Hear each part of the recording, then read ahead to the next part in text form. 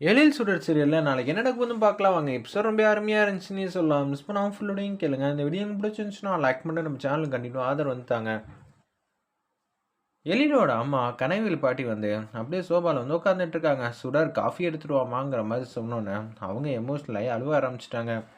என்னது சுடர் தான் இன்னொரு வெளிநாடு போயிருப்பார்ல, அப்படி இருக்கிற சுச்சுவேஷனில் இனிமேட் நமக்குன்னு யார் இருக்கா? இந்த வீட்டில் சுடர் வந்து நம்ம பொண்ணுங்கிற அளவுக்கு நல்லாவே நம்ம மேலே அன்பு பாசம் காட்டினோம். இப்போ அந்த அளவுக்கு நம்ம அன்பு பாசம்லாம் எங்கே போவோம் அப்படின்னு சொல்லி வருத்தப்பட்டுட்டு இருக்காங்க. இதை என்னால் கொஞ்சம் கூட ஏற்றுக்க முடியல சுடர்.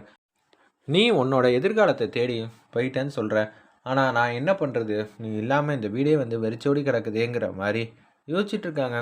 எல்லாமே கடந்து தான் போகணும். என்ன பண்ண முடியும்? நம்மளாலேயே தாங்க முடியலையே, நம்ம பசங்களால் எப்படி இதெல்லாம் தாங்க முடியும் அப்படின்னு சொல்லி ஃபீல் பண்ணிகிட்டு இருக்காங்க. அந்த இடத்துல கனகவெளி பாட்டி ஒரு பக்கம் சுடரையே நினச்சிக்கிட்டு இருக்காங்க.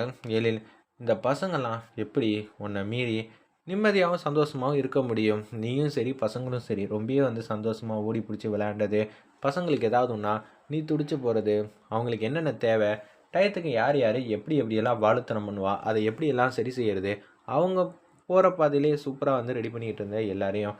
ஆனால் இப்போ நீ இல்லாமல் பசங்க வந்து சேட்டை பண்ணுறதே இல்லை, அவங்களே வந்து சோகமாக வந்து உட்காந்துட்டு இருக்காங்க அப்படின்னு சொல்லி யோசிக்கும்போது மனோகரி வந்து வராங்க. சொல்லு சுடர் அப்படின்னு நம்ம எழில் வந்து சொன்னது ஒன் ஆஃப் த ஹைலைட் சீனாக அமைஞ்சிச்சின்னே சொல்லலாம். இன்றைக்கான எபிசோடில் மனோகரி வந்து முறைக்க ஆரம்பிச்சிடுறாங்க. நான் ஒன்றும் வேணும்னு பிளான் பண்ணிலாம் சொல்ல. சுடர் வந்து அடிக்கடி வந்து கூப்பிட்டு பேர் வந்து பழகிடுச்சு. அவளை பற்றி யோசிச்சுட்டு இருந்தேன்னா சுடர் இந்த வீட்டை விட்டு போயிட்டா, அதுவும் ரொம்ப தூரம் போயிட்டா. அப்படி இருக்க சுச்சுவேஷனில் இன்னமும் அவன் நமக்கு தடையாக இருக்கிறான்னு நினைக்கிறப்ப எனக்கு கொஞ்சம் கஷ்டமாக தான் இருக்குது எழில் அப்படின்னு சொல்லும்போது வருத்தப்படுறாங்க. யதார்த்தமாக சொன்னேன், நீ எதுவும் பெருசாலாம் நினச்சிக்காத. என்ன வேணும்னு சொல்லு. கல்யாணத்துக்கு இன்னும் 2 நாள் தான் இருக்குது, தெரியுமா தெரியாதா? இன்னும் நம்ம ஷாப்பிங்கே போவே இல்லை. ட்ரெஸ் எடுக்கணும், நகையெல்லாம் எடுக்கணும், வா போயிட்டு வரலாம் அப்படின்னு சொன்னேன். நாளைக்கு போயிட்டு வரலாமான்னு கேட்க தான் வந்தேன் அப்படின்னு சொல்லிட்டு இருக்காங்க. சரி போகலான்னு சொல்லிட்டு பசங்களை எல்லாரையும் வந்து கூட்டிகிட்டு வந்து கடைக்கு வந்து போகிறாங்க. அப்பன்னு பார்த்து மனோகரியை தேடி ஒருத்தவங்க வெள்ளை வெட்டி வெள்ளை சட்டை போட்டுட்டு வராங்க. அவங்களுக்கு ஏகப்பட்ட அசிஸ்டண்ட் இருக்காங்க. மனோகரி ஃபோட்டோவை காட்டி ஒவ்வொரு கடையாக ஏறி ஏறி வந்து விசாரிக்கிறாங்க. மனோகரி எந்த கடைக்கு துணி எடுக்க வந்திருக்காங்களோ அதே கடைக்கு தான் வந்து மாதம் வந்து நிற்கிறாங்க. மனோகரியை தேடி அவங்களும் அக்கம் பக்கம் தான் தேடிக்கிட்டு இருக்காங்க.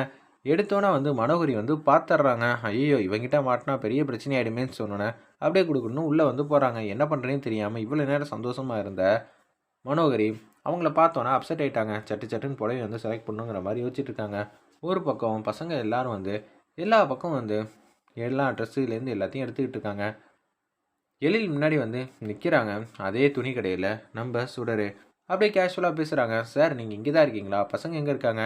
கிட்ஸ் செக்ஷனில் வந்து இருக்காங்க. அவங்க கல்யாணத்துக்காக வந்து துணியெல்லாம் எடுத்துக்கிட்டு இருக்காங்க அப்படின்னு சொல்லும்போது பேர் எதிர்ச்சியாக நிற்கிறாங்க. நான் வேணால் பசங்களை ஒரு வாட்டி பார்த்துட்டு வந்துட்டுமா சார்? இல்லைம்மா, நீ வெளிநாடு போயிட்டேன்னு பசங்கள்லாம் இப்போ தான் அதுலேருந்து கொஞ்சம் கொஞ்சமாக வந்துக்கிட்டு இருக்காங்க. அஞ்சலி மட்டும் வர முடியல. பாக்கி இருக்கிற 3 பசங்களும் வந்து கொஞ்சம் கொஞ்சமாக தேடி வந்துக்கிட்டு இருக்காங்க. இப்போ நீ அவங்கள பார்த்தனா திருப்பியும் வந்து நீ நம்ம வீட்டுக்கே வரணும். அதுக்கப்புறம் நீ நாளைக்கு தான் உனக்கு ஃப்ளைட்டு. அப்படி இருக்கும்போது வீட்டிலேருந்து கிளம்புனா அவங்க வருத்தப்படுவாங்க. அப்புறம் திருப்பி சோகமாக இருப்பாங்க. நீ போனது போனதாகவே இருக்கட்டும், பரவாயில்ல பார்த்துக்கலாங்கிற மாதிரி சொன்னேன். சரி சார், நீங்கள் சொன்னதும் கரெக்டு தான் அப்படின்னு நம்ம சுடர் சொல்லிட்டு அங்கேருந்து வந்து கிளம்புறாங்க. கண்ணாடியில் அஞ்சலி வந்து ஃப்ரண்ட்டில் உட்காந்துருக்கனால பேக் சைடில் சுடர் போகிறது தெள்ள தெளிவாக தெரியுது. உடனே அஞ்சலி பாப்பா வந்து மாடிப்படியிலேருந்து குடுக்குன்னு இறங்கி வராங்க. அஞ்சலி நம்மளை பார்த்துட்டா போல இருக்கேன்னு சொல்லி ஒரு இடத்துல ஒளிஞ்சுக்கிறாங்க. அந்த இடத்துக்கு வேகமாக வந்தோன்னா திருப்பி வந்து அங்கேருந்து ஓடி போய் வேறு இடத்துல ஒளிஞ்சுக்கிறாங்க. ஏய் இங்கே தானடா இவ்வளோ நேரம் இருந்தா? நம்ம அஞ்சலி பாப்பா எங்கடா போடா நம்மளோட தங்கச்சின்னு சொல்லிட்டு கீழே கொடுக்குன்னு தேடி வந்துக்கிட்டு இருக்காங்க. சுடர் நீ இங்கே தானே இருக்க, எனக்கு நல்லாவே தெரியும். சுடர் என்னை விட்டுட்டு போயிடாத, நீ இங்கே இருக்க என்னால் உணர முடியுது அப்படின்னு சொல்லும்போது அஞ்சலிக்கு நமக்கும் இருக்கிற பாசம் அளவுக்கு அதிகமாக ரொம்ப அதிகமாக இருக்குது. எங்கள் 2 பேரோட பிரிவை அவளால் ஏற்றுக்க முடியுது அப்படின்னு நம்ம சுடர் வந்து மனசில் வந்து வேதனையோடு வந்து நினச்சிட்டு இருக்காங்க. சுடர் வெளிநாடு போயிட்டாமா, இனிமேல் திருப்பி வரதெல்லாம் ரொம்ப கஷ்டம். எனக்கே சங்கடமாக தான் இருக்குது. என்ன பண்ணுறது? நம்ம எல்லாத்துலேயும் கடந்து தான் போகணும். இன்னும் ஒரு வருஷத்தில் லீவு கிடச்சா சுடர் வந்து நம்மளை பார்க்குறதுக்கு கண்டிப்பாக வருவாங்கிற மாதிரி தான் பாசிட்டிவாக வந்து பேசுகிறாங்க. சரி வாங்க போகலான்னு சொல்லிட்டு அப்படியே சுடர் கையை பிடிச்சி கூட்டிகிட்டு போகணுன்னு ஆசை தான் நம்ம வீட்டுக்கு. ஆனால் சுடர் இல்லைங்கிற விஷயத்த நம்மளால் ஜீர்ணிக்கவே முடியல. அஞ்சலி கொஞ்சம் கொஞ்சமாக இந்த விஷயத்துலேருந்து வெளியில் வந்துடுமா, அதுதான் நமக்கு நல்லதுன்னு சொல்லிட்டு அபி மாட்டுக்கும் எல்லா துணியும் எடுத்து முடிச்சிடுறாங்க பசங்களுக்கு எல்லாருக்கும். அப்படியே வந்து குடுக்குன்னு வந்து எழில் இருக்கிற இடத்துக்கு வராங்க. மனோகரி வந்து பேரதிர்ச்சியாக பாட்டமாக இருக்காங்க அந்த இடத்துல. மனோகரி வந்து டக்கு டக்குன்னு எல்லா புடவையும் வந்து எடுக்கிறாங்க. எனக்கு இந்த பச்சை கலர் புடவையே போதும். என்னம்மா இந்த பச்சை கலர் புடவை போதுமா? இது ரொம்ப சிம்பிளாக தான் இருக்குது. நீ கிராண்டியரான புடவையாவே எடுத்துக்கலாமே. இல்லை எழில், எனக்கு இது போதும். ஷாப்பிங்க்கு ஒரே கடையில் ரொம்ப நேரம் இருக்க முடியாது.